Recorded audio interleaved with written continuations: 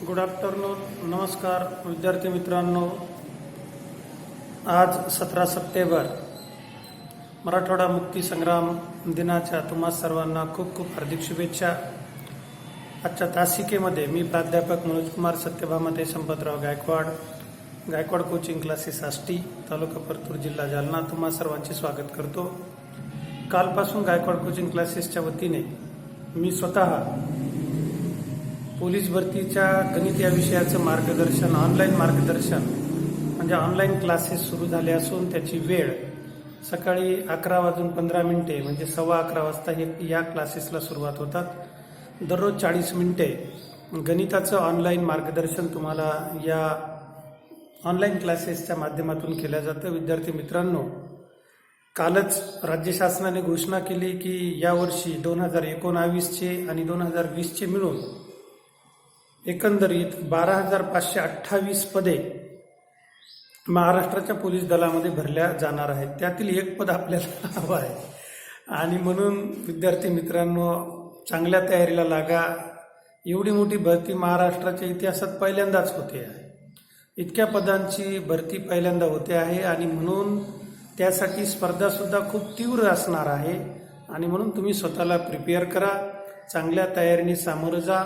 मी वारंवार सांगत असतो की कोणत्याही स्पर्धा परीक्षेचं 10वी 12वी आणि ग्रॅज्युएशन किंवा इव्हन 5वी 4थी नवोदयचं जरी आपण आणि स्कॉलरशिपच्या परीक्षांचंही जर आपण निरीक्षण केलं तर या सगळ्या विषयांमध्ये ज्याला गणित हा विषय जमला, ज्याला गणितामध्ये पैकीच्या पैकी मार्क पडले तर त्याच विद्यार्थ्याचं सिलेक्शन होतं, निवड होते, हे तुम्ही जाणता. आणि म्हणून गणित आणि गणिताची जी जवळची सख्खी जुळी बहीण आहे ती आहे बुद्धिमत्ता. या दोन्हीकडे चांगलं लक्ष असू द्या. काही प्रश्नपत्रिकेमध्ये मी बघितलंय तर बुद्धिमत्तेचे प्रश्न विचारलेले नसतात, तर नुसते गणितचे विचारलेले असतात. काही जिल्ह्याच्या प्रश्नपत्रिकेमध्ये बुद्धिमत्तेवर जास्त भर दिलेला असतो, गणितचे कमी. म्हणजे या ठिकाणी निश्चित असं काही धोरण शासनाने आखून दिलेलं नाही आणि म्हणून त्यामुळे आपल्याला बुद्धिमत्ता आणि गणित या दोन्हीचाही खूप सराव करणं जरुरीचं आहे. विशेष महत्त्वाचं म्हणजे बुद्धिमत्तेचे प्रश्न असतील किंवा गणिताचे प्रश्न असतील. विद्यार्थी मित्रांनो, आठवून बघा, शालेय स्तरावर कोणत्या वर्गात होते आपल्याला तर कुठंच नव्हतं. फक्त सांगितलं जातं की 10वीपर्यंत किंवा 8वीपर्यंत किंवा 12वीपर्यंत गणित विचारलं जाईल, परंतु तसं होत नाही. यावर आधारित आता मी बघतो 2016 पासूनच्या पुढच्या किंवा 2017च्या बऱ्याचशा जिल्ह्याच्या प्रश्नपत्रिका एकदम कठीण. म्हणजे पूर्वी आम्ही फाईट आउट करत असताना ज्यावेळेस MPSCला जे प्रश्न विचारले जायचे गणिताचे, ते आता पोलीस भरतीला विचारायला लागलेले आहेत आणि म्हणून गणिताच्या परीक्षेचे काठिण्य पातळी खूप वाढलेली आहे. त्यामुळे मी कळकळीने तुम्हाला सांगतो दोस्तांनो, मित्रांनो आणि मैत्रिणींनो, भावांनो आणि बहिणींनो, करताना अभ्यास करायलाच पाहिजे. आपल्या सेगमेंटमध्ये खरोखर गणिताचं तुम्ही अतिशय चांगल्या रीतीने अभ्यास करा. जास्तीत जास्त उदाहरणं सोडून बघा, गाफील राहू नका, तरच परीक्षेमध्ये वेळेच्या आत तुम्ही गणित सोडू शकता. चला तर तुम्हाला अभ्यासाला खूप खूप शुभेच्छा देऊन मागील 2-3 व्हिडिओ तासिका मालिकेतून आपण अमरावती जिल्ह्याची 2017 सालची प्रश्नपत्रिका सोडत आहोत. आता त्यातील काही क्रमाने राहिलेले प्रश्न या ठिकाणी आपण आज घेणार आहोत. तर 2017 सालची प्रश्नपत्रिका तुमच्याकडे असेलच. आज आपण त्या प्रश्नपत्रिकेतील क्रमाने आपला जो राहिला आहे तर तो प्रश्न आहे प्रश्न क्रमांक 69, जो मी आता या ठिकाणी बोर्डवरती लिहितोय. तुम्ही तो लिहून घ्या. प्रश्नपत्रिका तुमच्याजवळ नसेल तर आणि असेल तर टॅली करा, हाच प्रश्न सर शिकवतायत किंवा नाही. तर बघूया मित्रांनो, तयारीला लागा. 69व्या क्रमांकाचा आणि आजचा पहिला प्रश्न आहे 8 सदस्यांच्या मंडळीतील 8 सदस्यांच्या मंडळीतील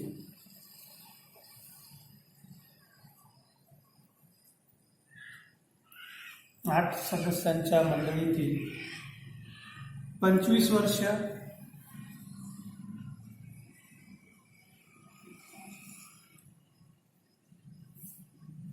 व 35 वर्ष, 25 वर्ष व 35 वर्ष, 35 वर्षे वयाचे सदस्य बदलून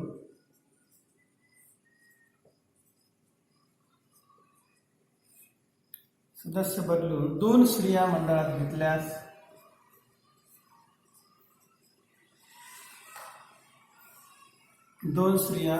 घेतल्यास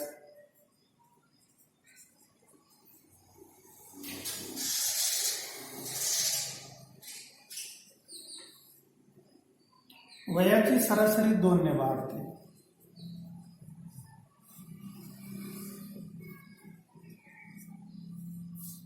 वयाची सरासरी 2 ने वाढते. तर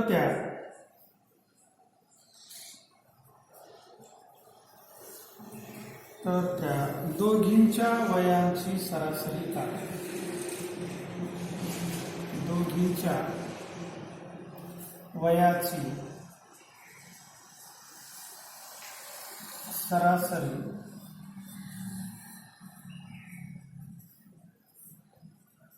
काढा. म्हणजे त्या दोघींचं सरासरी वय किती आहे ते आपल्याला आता या ठिकाणी ठरवायचं आहे.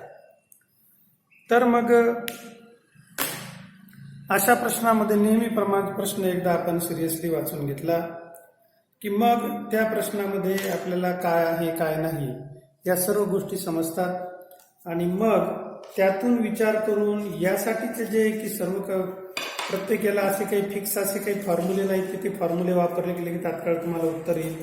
प्रत्येक गणितासाठी आपल्याला वेगवेगळा विचार करायचा आहे आणि तो विचार करत असताना त्याच्या पद्धतीचे तशा पद्धतीचे आपल्याला त्या ठिकाणी फॉर्म्युले वापरून मग ते गणित सोडवायचं असतं.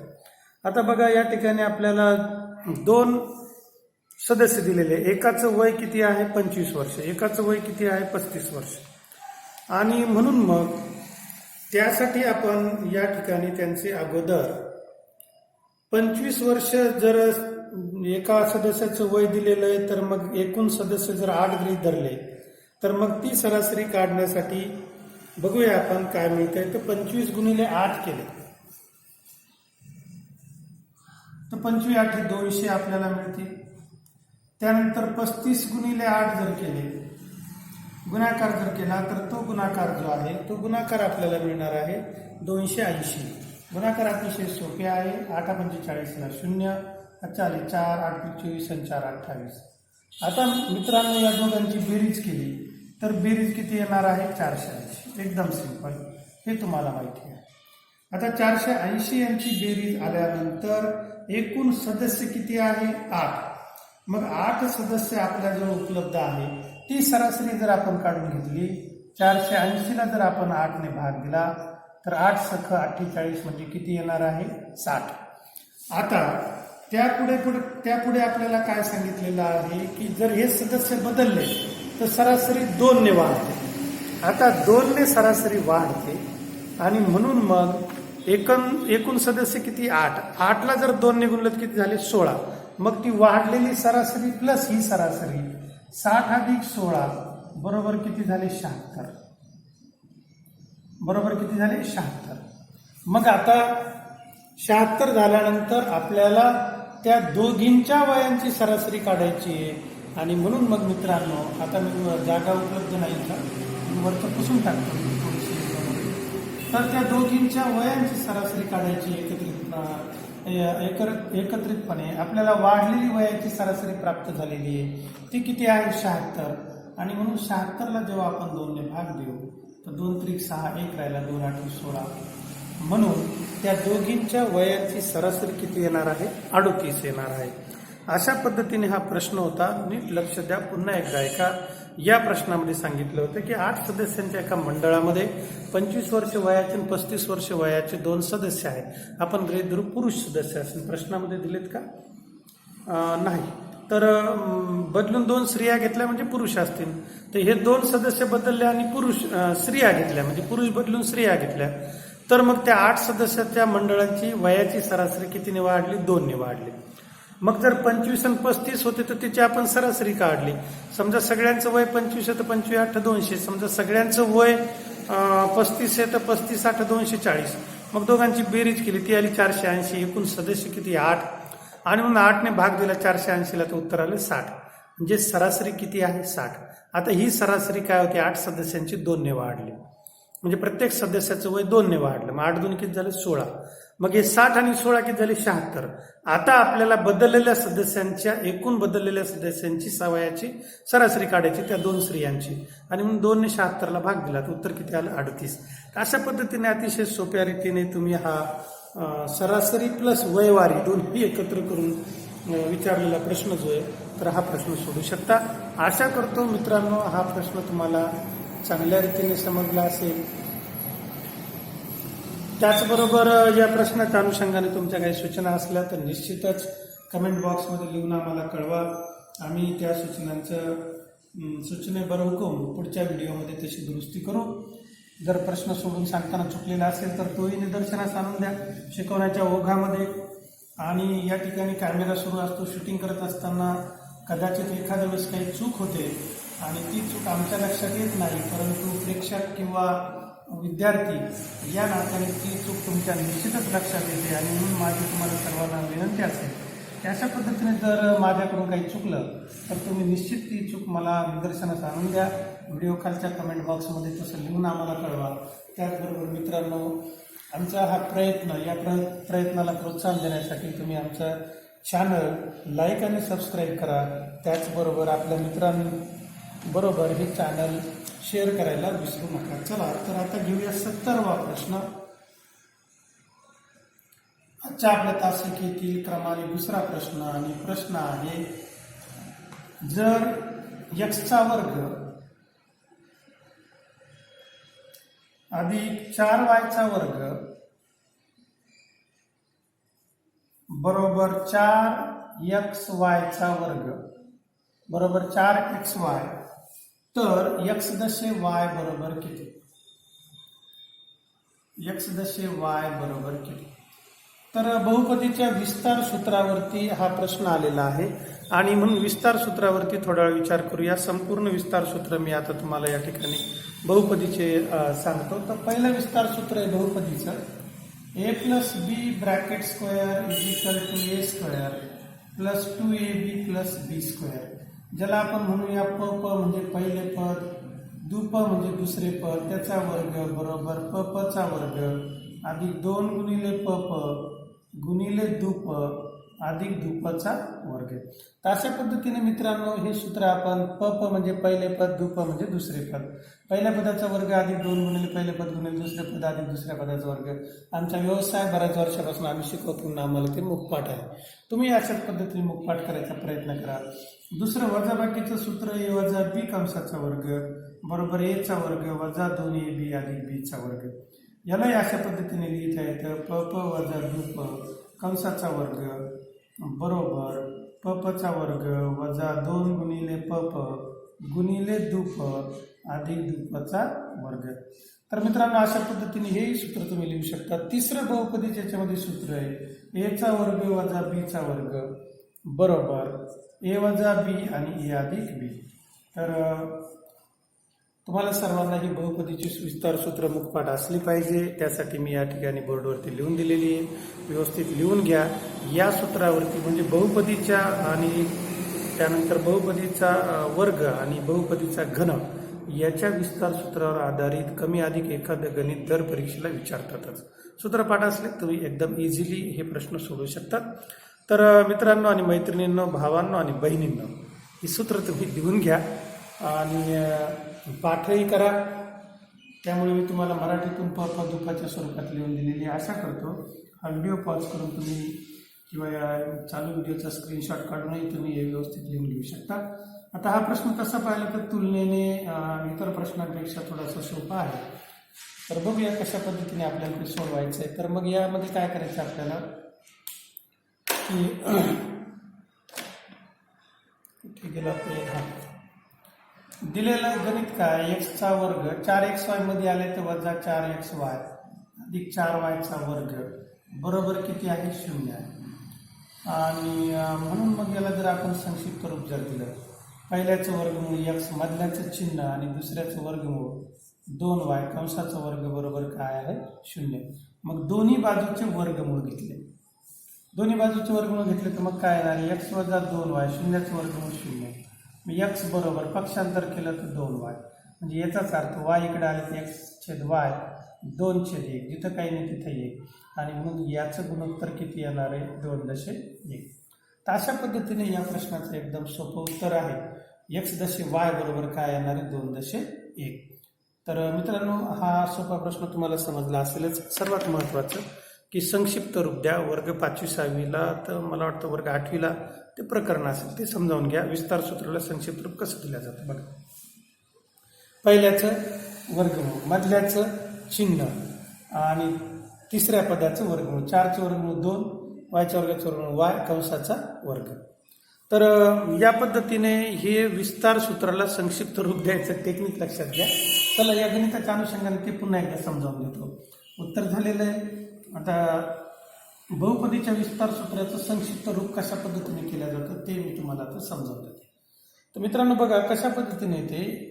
ए अधिक बी कंसाचा वर्ग बरोबर जे विस्तार सूत्र आपण आता लिहिलं होतं, एचा वर्ग अधिक 2ab अधिक बीचा वर्ग.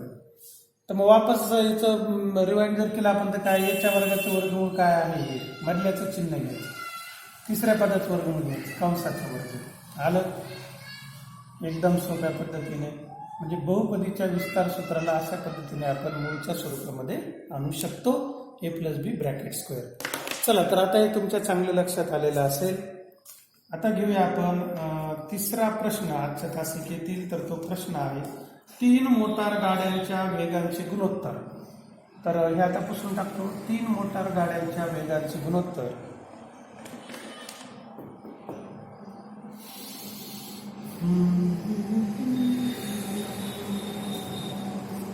एकाहत्तरवा प्रश्न आहे आजचा तिसरा प्रश्न. 3 मोटार गाड्यांच्या वेगांचे गुणोत्तर. मोटार गाड्यांच्या वेगाचे गुणोत्तर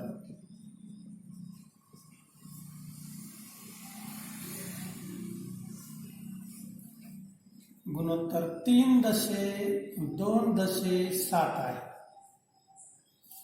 7 आहे. तर त्या 3 गाड्यांनी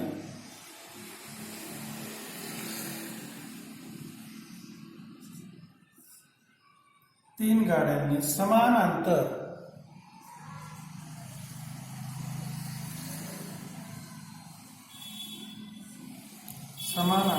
पूर्ण केले असेल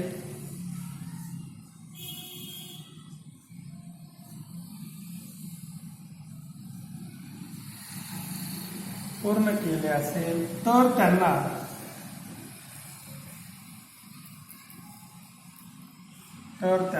लागणाऱ्या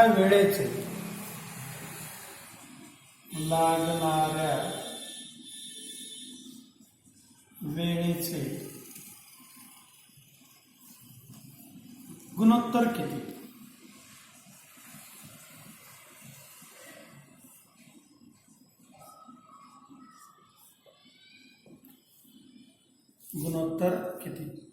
तर मग या ठिकाणी काळका वेगाच्या संदर्भात आलेले आपल्याला गुणोत्तर विचारलेले, पर्याय दिलेले आहेत. पर्याय क्रमांक ए 14.21.6, पर्याय क्रमांक बी दिलेला आहे 14.6.21, पर्याय 3 दिलेला आहे 7.3.2 आणि पर्याय 4 दिलेला आहे 3.2.7. तर मग मित्रांनो साधारणपणे आपल्याला सूत्र माहिती वेळेचं. वेळ बरोबर काय आहे, वेळ बरोबर अंतर भागिले वेग.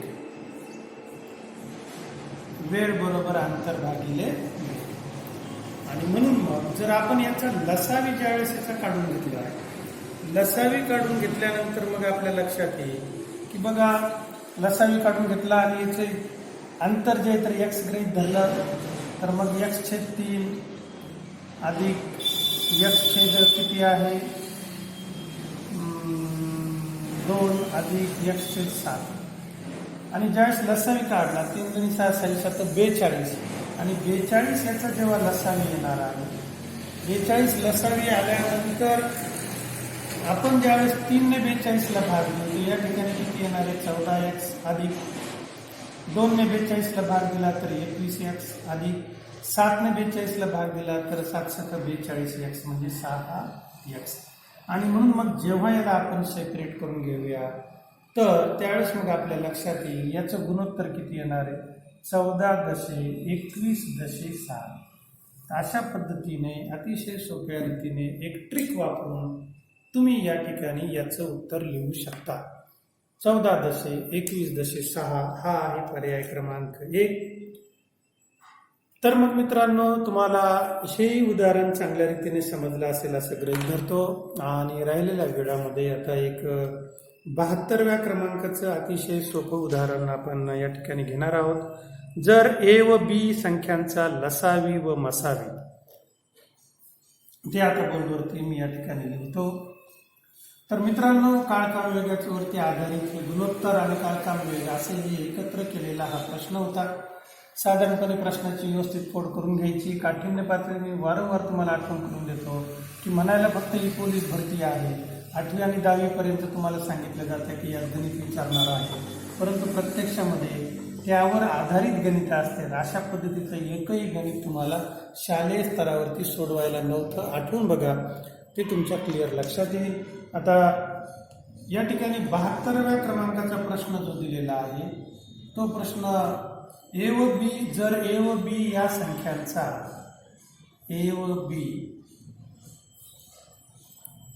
जर ए व बी संख्यांचा लसावी व मसावी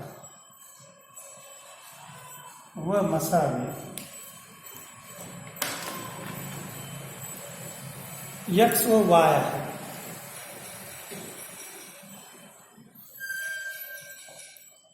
तर खालीलपैकी कोणते संबंध बरोबर आहे. म्हणजे पहिला संबंध दिला ए दशे एक्स बरोबर बी दशे वाय, दुसरा ए दशे बी बरोबर वाय दशे एक्स, तिसरा ए दशे ए बरोबर वाय दशे बी, चौथा आहे बी दशे ए बरोबर वाय दशे एक्स. तर मित्रांनो एकदम सोपा असतं. आपल्याला माहिती 2 संख्यांचा गुणाकार सूत्र काय आहे, 2 संख्यांचा गुणाकार बरोबर लसावी गुणिले मसावी. आणि म्हणून या ठिकाणी 2 संख्यांचा गुणाकार जर आपण घेतला ए गुणिले बी बरोबर काय आहे लसावी गुणिले मसावी म्हणजे एक्स गुणिले वाय, आणि म्हणून ए गुणिले बी भागिले एक्स गुणिले वाय बरोबर इथं शिल्लक राहिली आहे. आणि म्हणून मग आपल्याला गुणोत्तर मिळतं ए दशे एक्स बरोबर बी दशे वाय. असं हे त्याचं उत्तर आहे. अतिशय सोप्या पद्धतीने हाही प्रश्न तसा तुलनेने इतर प्रश्नांपेक्षा खूप सोपा होता. हा व्हिडिओ शेवटपर्यंत पाहिल्याबद्दल तुम्हा सर्वांचे खूप खूप धन्यवाद. भेटूया पुढच्या व्हिडिओमध्ये.